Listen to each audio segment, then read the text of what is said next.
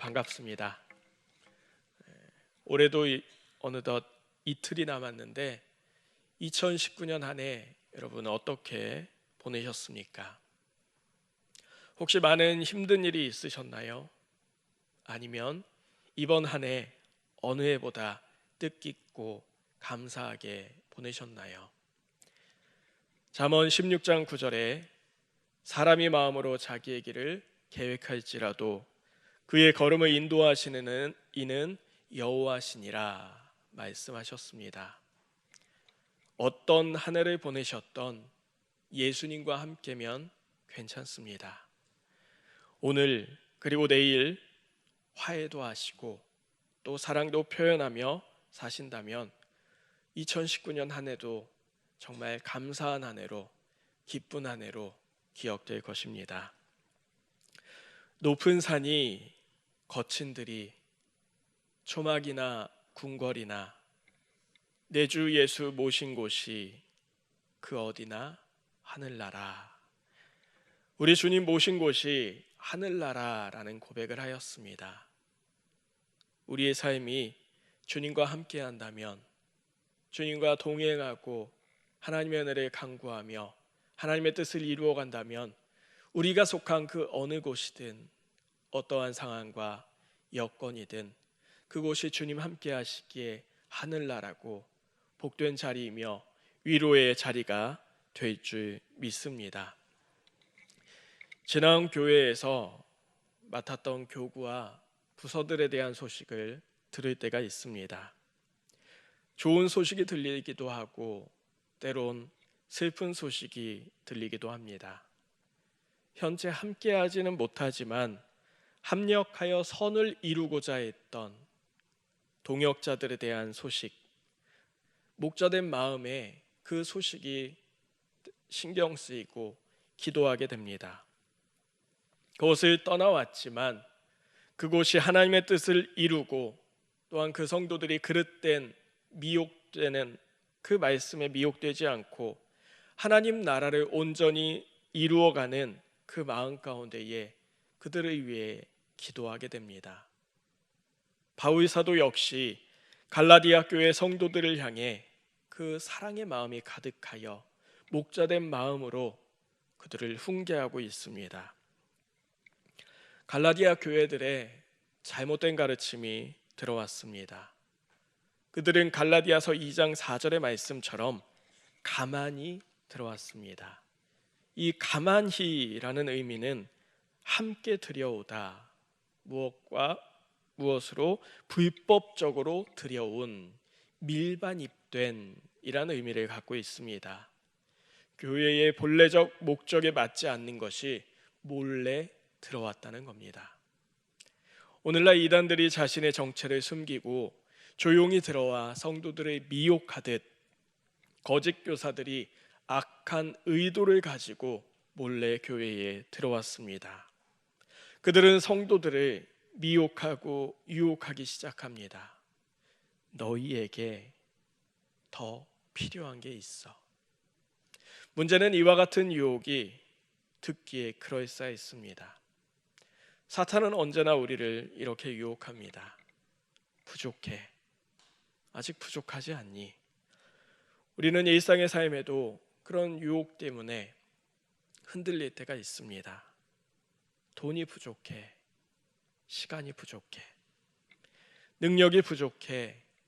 월급이 부족해. 젊음이 부족해. 남편의 사랑이 부족해. 아내의 미모가 부족해. 내 아이의 성적이 부족해. 아무 조건 없이 은혜로 구원받은 그 말씀, 바울 사도를 통해 선포된 그 말씀이 갈라디아 성도들에게 위로가 되고 힘이 되었었는데, 은혜로 구원받았다는 그 소식이 참 감사가 되고 기쁨이 되었었는데, 어느새 시간이 흐르자 상식이 그들을 지배하기 시작합니다. 그리스도를 통해 죄의 멍에를 벗어던지고 참 자유를 누리던 이들에게 다시 멍에를 지우려는 유혹의 음성. 이로 인해서 갈라디아 6장 1절에 그리스도의 은혜로 너희를 부르신 이를 이같이 속히 떠나 다른 복음을 따르는 것을 내가 이상하게 여기노라 라는 말씀처럼 이 유혹으로 인해서 이 성도들이 복음에서 속히 떠나게 되었습니다. 즉 하나님과의 관계가 끊어지게 되었다는 겁니다. 이런 상황의 말씀을 쉽게 풀어 이야기하자면 거짓 교사들이 이렇게 유혹하는 겁니다. 무슨 믿음으로만 구원을 받냐? 그건 뭔가 말이 안 되지 않느냐? 하나님이 구별하여 선민으로 세운 유대인들을 봐라. 그 유대인들 하나같이 율법 지키고 있다. 하나님이 율법을 주셨고 그 율법 가운데 절기도 지키고 음식법도 지키고 할례도 꼭 행해야지 그게 정말 하나님의 백성이다. 그냥 받는 게 어딨냐? 그건 말이 안 되는 일이다. 다 그만한 대가를 지불해야지 그 귀한 걸 받을 수 있는 거다. 더구나 너희에게 복음 전한 바울, 그 바울이란 사람 예수 믿는 사람 잡아다 가두던 사람이고 또 스데반 집사님이 죽을 때 증인이 되었던 게 바울이야. 별로 믿을 만한 사람 못 돼. 이와 같은 유혹 때문에 성도들이 흔들렸고 속히 복음을 떠나게 되었다는 겁니다. 오늘날 교회에서도 이와 같은 모습을 볼 수 있습니다. 이 봉사도 해야지, 저 봉사도 해야지. 그것도 안 하면서 무슨 권사라고, 무슨 집사라고. 저 집사 이야기 들었어? 그런 일 저지른 거 몰라? 어떤 목사님 나한테 이렇게 저렇게 이야기하는데 그 목사님 진짜 믿을 만한 목사 맞나? 이런저런 이야기들 보여주는 율법에 의존하여 나의 생각과 언행 흔들리고 또 그것에 맞추려 하고 있진 않으셨습니까? 은혜와 사랑으로 나의 패러다임을 바꾸는 저와 여러분 될 수 있길 소망합니다. 또한 주님과 동행하며 하루하루 주어진 삶을 감사하고 사랑의 대상이 존재한다는 그 자체만으로 진정 기뻐하고 만족할 수 있는 저와 여러분 되길 소망합니다. 바울은 이러한 거짓 교사들의 잘못된 가르침에 대해서 무서운 선포를 합니다. 우리가 살핀 10절 말씀에 무릇 율법의 행위에 속한 자들은 저주 아래에 있나니 라고 말씀합니다. 이 저주라는 단어는 저주가 임하길 비다 라는 단어에서 유래했습니다. 상당히 적극적인 의미를 담고 있는 단어입니다. 저주받아라 이 말입니다. 한편에선 이런 생각이 들 수 있습니다. 사도라는 사람이 어떻게 이렇게 무섭고 악한 말을 할 수 있을까? 언제나 사랑과 은혜가 넘치는 사도의 모습이어야 하지 않을까? 그런 생각을 할 수 있습니다. 그러나 로마서 12장 21절에 악에게 지지 말고 선으로 악을 이기라고 말씀합니다. 이긴다 이 단어는 승리를 쟁취하다라는 말입니다. 악을 이기기 위해서 강하게 싸워야 한다는 것을 바울 사도는 늘 선포했습니다. 또한 바울 사도가 저주를 받아야 한다 이렇게 강하게 말한 이유는 그에게 목자의 마음이 있었기 때문입니다. 그곳을 떠나온 지 바울 사도가 갈라디아 교회를 떠나온 지 대략 2년에서 5년 정도 된 시점입니다. 하루 이틀의 일은 아니었다는 겁니다. 그런데 갈라디아서 4장 15절에 너희의 눈이라도 빼어 나에게 주었으리라 라는 말씀처럼 이 갈라디아 교회의 성도들은 바울 사도를 사랑했고 바울 사도 역시 그들을 사랑했습니다. 이 성도들은 눈이라도 빼어 바울에게 줄 정도로 바울을 사랑했던 믿음의 동역자들이었습니다. 그 귀한 성도들이 미혹되어 복음에서 떠난다는 것, 목자들 마음에 도무지 견딜 수가 없었다는 겁니다. 우리의 참 목자 되신 주님께서는 요한복음 10장 11절에 나는 선한 목자라 선한 목자는 양들을 위하여 목숨을 버리거니와 라고 말씀하셨습니다. 양을 위하여 자신의 목숨까지 내놓는 그 마음이 바울 사도에게 있었다는 겁니다. 다시 10절에 보면 행위에 속한 자라고 말씀합니다. 이를 직역하면은 율법의 행위에 의하여 있는 사람들이란 말입니다. 율법의 행위에 의지하는 사람, 율법을 준수함으로써 구원을 이루려는 사람을 의미합니다. 이런 자들에 대해 바울은 저주 아래 있다라고 단언합니다. 이렇게 단언하는 근거에 대해서 11절에 아무도 율법으로 말미암아 의롭게 되지 못할 것이 분명하니 라고 말씀합니다. 예전 개역 한글 성경에는 아무나라고 표현되어 있던 것이 개역 개정으로 넘어오면서 아무도라고 한정짓습니다. 그 누구도 율법의 행위로는 의롭게 될 수 없다는 것을 분명하게 선을 긋고 있는 표현입니다. 율법은 죄인가 아니면 이게 죄가 아닌가에 대한 척도, 잣대가 될 뿐입니다. 죄를 해결하고 구원에 이르게 할 수는 없습니다. 율법의 척도는 또한 법이기 때문에 절대적인 척도입니다. 하나도 안 지키는 것이나 8가지 지키는 것이나 100% 못 지킨 것은 매한 가지라는 겁니다. 사회법을 보더라도 8가지를 지켜서 칭찬받는 게 아니라 어긴 2가지로 인해 벌을 받는 것이 법입니다. 또한 율법은 시대와 문화를 반영하기 마련입니다. 무디와 스펄전 목사님에 관한 일화가 있습니다. 19세기 미국의 대부흥기를 이끌었던 선교사 무디 목사님이 영국의 부흥 집회를 하러 가게 됩니다. 가게 되는데 오랫동안 흠모하고 존경하던 스펄전 목사님을 만나기 위해 그분의 집을 찾아갑니다.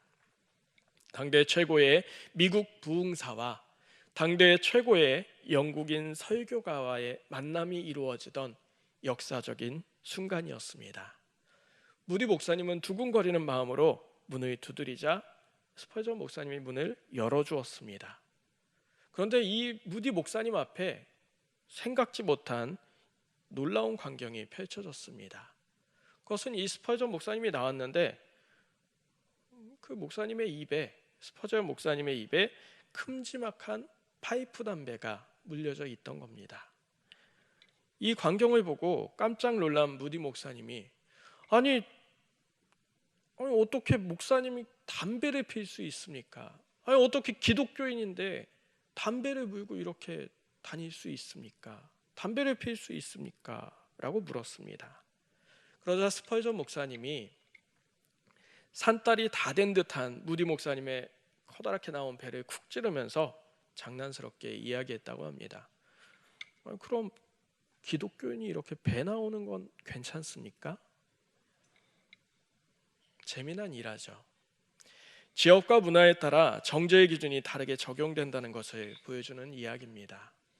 미국 보수 교단에서는 술, 담배를 죄악시 여기지만 영국을 비롯한 유럽 교회에서는 술, 담배에 대해 너그러운 편입니다. 이거는 신앙의 문제가 아니라 개인의 건강 문제로 보는 유럽 교회의 모습입니다. 반면 유럽의 오래된 기독교 역사에서는 인간의 저지르는 모든 죄 가운데에 가장 큰 것으로 여기는 7대 대죄가 있는데 그중 하나가 탐심과 게으름이라고 합니다. 그 때문에 유럽인 스펄전 목사님의 눈에 무디 목사님의 그 커다랗게 나온 배는 이거는 많이 먹어서 게을러서 나온 배다라고 생각하고 큰 죄악이다 생각할 수 있었다는 겁니다. 어쩌면 이것이 오늘날 미국에 왜 그렇게 비만한 기독교인이 많은지, 또 유럽에는 유명한 목사와 또한 신학자들 가운데에 A형가가 많고 술 먹는 사람이 많은지에 대해 설명해주는 단서가 될지도 모르겠습니다. 우리가 기독교인으로 살면서 죄를 멀리하고 선을 추구해야 하는 것은 마땅한 일입니다. 그러나 죄가 무엇인지, 그리고 우리가 추구해야 할 것이 무엇인지, 그 선이 무엇인지에 대해서는 각론 각각의 의견이 다를 수 있습니다. 다양한 설명들을 만날 수 있다는 겁니다. 이런 답변들은 대부분 시대와 문화, 지역에 따라 다른 경우가 있다는 겁니다. 교회 안에 참 다양한 사람들이 모입니다. 서로 다른 생각으로, 서로 다른 기준으로 세상을 바라봅니다. 그럼에도 불구하고 우리를 정성스럽게 하나로 묶어내는 것, 그게 가능한 것은 우리가 자라온 문화도 다르고 지역도 다르고 가정의 문화도 다르고 생각도 다르지만 우리가 주님 안에 하나가 되고 서로를 위로하고 사랑할 수 있는 것, 그것은 우리를 그리스도의 사랑으로, 그 은혜로 묶어주는 무한한 은혜가 있기 때문입니다. 포용할 수 없는 죄인을 품어주시는 그리스도의 사랑이 바로 골고다 십자가에서 온전히 드러났고, 이것을 우리는 복음이라고 부릅니다. 우리는 그 복음의 은혜를 통해서 구원받는 믿음의 자녀들입니다. 우리 가운데 연약함이 있고 부족함이 있고 악함이 있지만, 그럼에도 우리가 이 자리에 나와 예배드리고 하나님을 찬양하고 주님의 은혜를 감사할 수 있는 것, 주님이 우리의 모든 죄를 지시고 우리를 구원하셨기 때문입니다. 우린 그 은혜를 입은, 무한한 은혜를 입은 사람이라는 것을 항상 기억할 수 있기 바랍니다. 혹 우리 가운데에 어느새 믿음으로 말미암아 구원받는다, 믿음으로 말미암아 구원받는다, 이것이 단지 머리로는 알지만 우리 중심 가운데, 우리 마음 가운데에 무언가 부족한데 라는 생각이 들고 있진 않으셨습니까? 더 헌신해야 구원이 보장될 것 같은 그런 마음이진 않으셨습니까? 그러면서 드는 생각이, 나보다 헌신 못하는 이들을 향해, 그 연약한 지체를 향해서 쟤는 아직도 이것도 못하고 저것도 못하냐 하는 그런 정죄의 마음은 아니었습니까? 자신의 행함으로 만족하고 자랑하는 교만한 마음은 아니었습니까? 전적인 주님의 은혜로 구원받았음에도 어느새 그것을 망각하고 행위구원의 노예가 되어 저주의 길로 빠져들고 있는 우리의 연약함은 아니었는지 되돌아볼 수 있기 바랍니다. 우리가 구원받은 것, 은혜로 받은 선물입니다. 무언가 잘나서, 능력이 있어서, 무언가 드려서, 그래서 받은 게 아니라는 겁니다.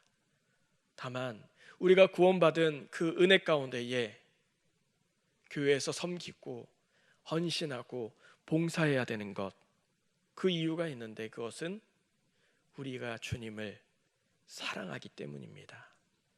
그 봉사하고 섬기는 것은 무언가 더 많은 구원을 누리고 구원의 확신을 갖기 위함이 아니라 사랑해서, 감사해서 자연스럽게 우러나오는 섬김과 헌신과 봉사가 되어야 한다는 겁니다. 은혜의 원리를 좀 더 쉽게 생각해 보고자 합니다. 남녀가 연애를 합니다. 우리 가운데 어떤 분은 그 연애에 실패한 분도 있을지 모르지만, 사랑을 하고 만나면 연애를 하고 그 사람을 알아갑니다. 그래서 이것도 해주고 싶고 저것도 해주고 싶어서 서로 아껴주고 자신에게 있는 것을 포기하고 상대에게 줍니다. 그러다가 서로 결혼을 합니다. 그리고 아이도 갖습니다. 돈을 버는 게 힘든데도 그 사랑의 결심 가운데 아이를 갖게 되고, 그 아이에게 내가 먹을 것을 포기하고 주는 것, 그것은 다름이 아닙니다. 이 아이가 나중에 커서 나에게 많은 거 해주겠지, 이런 마음을 갖는 부모는 거의 없습니다. 이 아이를 바라볼 때 사랑하기 때문에 나에게 있는 것을 주는 것, 그게 사랑의 모습입니다. 그리고 사랑은 더 사랑하는 쪽이 지게 돼 있기 마련입니다. 교회를 사랑하면 우리가 사랑하기에 감사함으로 헌신할 수 있는 것, 그게 자연스러운 은혜의 모습이라는 것을 항상 기억할 수 있기 바랍니다. 그러면 그 사랑 가운데에 나만 손해보고 나만 눈물 흘리고 나만 아파야 하는가, 그런 생각을 하실 수도 있습니다. 그러나 예수님이 나를 사랑하는 것과 내가 예수님을 사랑하는 것, 둘 중에 어떤 사랑이 더 크겠습니까? 저는 100% 확신할 수 있습니다. 예수님이 나를 사랑하는 것이 훨씬 비교도 못할 정도로 큽니다. 그래서 예수님은 우리를 위해 중보하시며 우리를 위해 십자가를 지셨습니다. 우리는 그 사랑을 알았기에 그 사랑에 감사하여 다만 내가 할 수 있는 것을 기쁨으로 감당할 뿐이라는 것 항상 기억할 수 있기 바랍니다. 또 다른 은혜를 이야기해 보고자 합니다. 저는 시골에서 자라 동네 마을 형제들과 친하게 지냈습니다. 가정들과 친밀하게 지냈죠. 그 중에 소를 여러 마리 키우는 집에 아는 형이 있었습니다. 이 형은 직장에 다녀와서 또 소 물리며 여물이며 소에게 먹이고 축사 이곳저곳을 관리하는 모습을 볼 수 있었습니다. 또 때론 소 사료값이 부족할 땐 그 월급으로 소 사료를 사는 모습을 볼 수 있었습니다.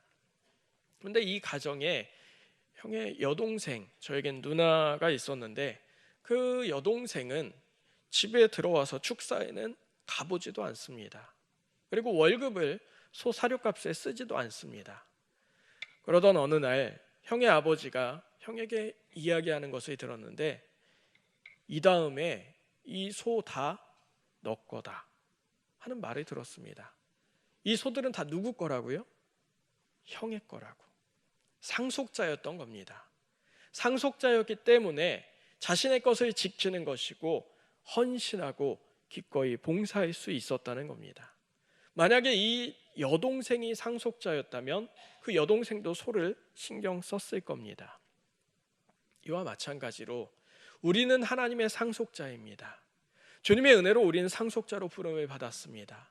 이 교회의 상속자이며 믿음의 상속자가 바로 우리 자신입니다.